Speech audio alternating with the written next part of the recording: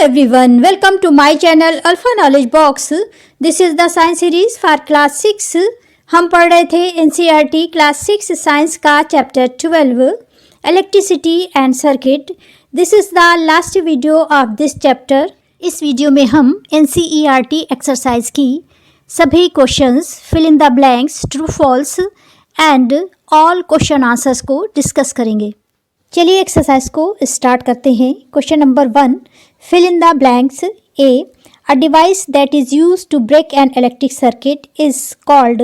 यहाँ पर आपसे ये पूछा जा रहा है कि वो कौन सी डिवाइस है जिसका यूज़ इलेक्ट्रिक सर्किट को ब्रेक करने के लिए किया जाता है.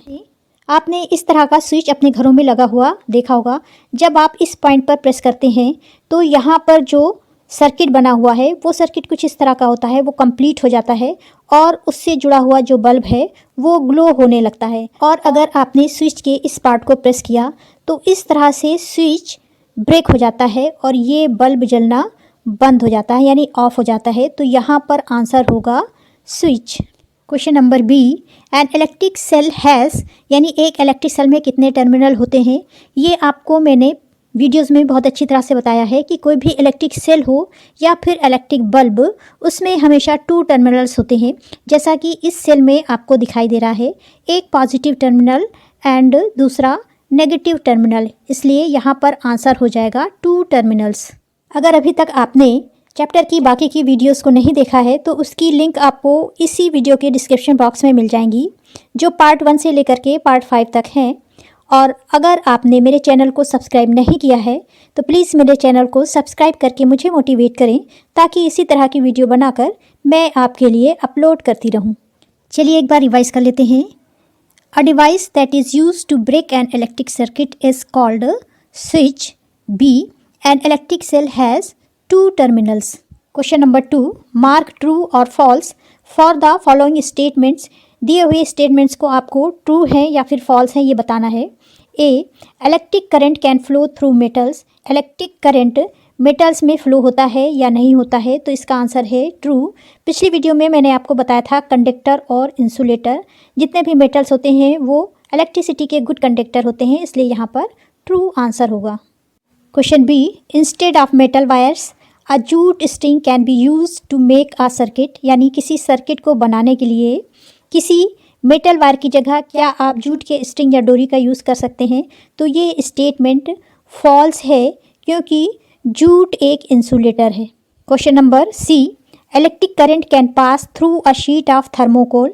यानी इलेक्ट्रिक करंट किसी थर्मोकोल की शीट पे पास होगा या फ्लो होगा या नहीं. तो ये स्टेटमेंट भी रॉन्ग है, क्योंकि थर्मोकोल भी एक इंसुलेटर है. चलिए ट्रू एंड फॉल्स को भी एक बार रिवाइज कर लेते हैं. A, electric current can flow through metals. This is true. Second, instead of metal wire a jute string can be used to make a circuit. This is false. C, an electric current can pass through a sheet of. This is also false.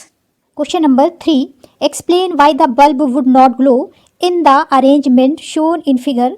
यानी इस figure में जो arrangement आपको दिखाई दे रहा है उस case में ये बल्ब ग्लो क्यों नहीं होगा, इसका आंसर आपको देना है. Answer is the bulb would not glow in the arrangement shown in figure because the one end of a tester or screwdriver is made of a plastic or wood which does not allow the electric current to flow through it. इस answer में ये बोला जा रहा है कि इस circuit में जो ये टेस्टर लगा हुआ है, इसका एक जो सिरा है वो तो मेटल का बना हुआ है, लेकिन दूसरा इधर का जो सिरा है वो प्लास्टिक या फिर वुड का बना हुआ होता है. और ये एक इंसुलेटर है जो कि इलेक्ट्रिसिटी को पास नहीं करता है. इसलिए इसे अगर आप ध्यान से देखें तो इस सेल से आने वाला जो करंट है बल्ब के टर्मिनल में जाएगा और वहाँ से होता हुआ यहाँ पर आने के बाद ब्रेक हो जाएगा. ये पूरा पाथ कंप्लीट नहीं हो रहा है, ये सर्किट कंप्लीट नहीं हो रहा है, इसलिए ये बल्ब ग्लो नहीं होगा.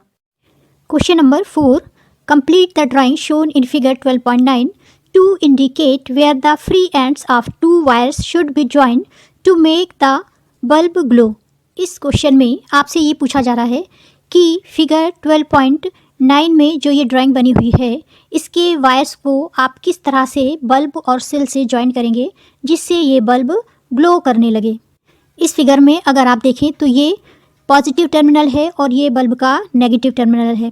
तो इस वाले वायर को आपको सेल के नेगेटिव टर्मिनल से ज्वाइन करना है और इस वायर को बल्ब के पॉजिटिव टर्मिनल से ज्वाइन करना है, जिससे ये बल्ब ग्लो होने लगेगा कुछ इस तरह से। Question number 5, what is the purpose of using an electric switch? Name some electrical gadgets that have switches built into them.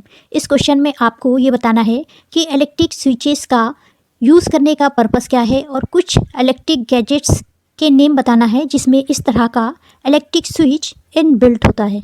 Answer is electric switch is used to make electric circuit open or close for particular appliances, and hence with the help of a switch we can use an appliances accordingly। यानी इस electric switch का use किसी particular appliances यानी किसी ख़ास machine या उपकरण के इलेक्ट्रिक सर्किट को ओपन और क्लोज करने के लिए किया जाता है और ये उस मशीन के यूज़ पर डिपेंड करता है। Electric lamp, cooler, washing machine, table fans, TV, radio and other electrical devices which built in switches. आप दूसरी भी इलेक्ट्रिक डिवाइसेस का नाम लिख सकते हैं जिसमें इन बिल्ट इस तरह के स्विचेस का यूज़ किया जाता है। Question number 6, would the bulb glow after completing the circuit showing in figure 12.9 if instead of safety pin we use an eraser? इस क्वेश्चन में ये पूछा जा रहा है कि अगर इस फिगर में जो सर्किट शो हो रहा है यहाँ पर अगर इस सेफ्टी पिन की जगह पर इरेज़र का यूज़ किया जाए तो क्या ये बल्ब ग्लो होगा या नहीं होगा?